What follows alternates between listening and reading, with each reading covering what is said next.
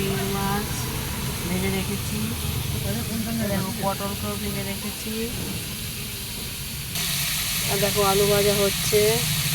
আর দেখো ভাত হয়ে, দেখো বন্ধুরা আমার আলু ভাজা হয়ে গেছে। এবার আমার সমস্ত মশলা টমেটো যা যা আছে সব দিয়ে দিলাম।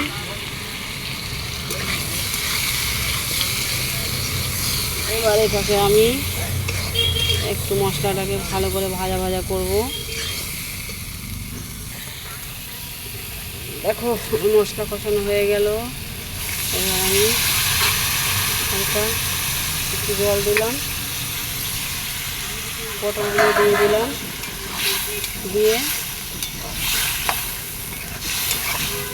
অনেক সময় মশলার মধ্যেও পটলটা কষানো যায়, কিন্তু আমি আর কষালাম না, আমি এটা দিয়ে দিলাম।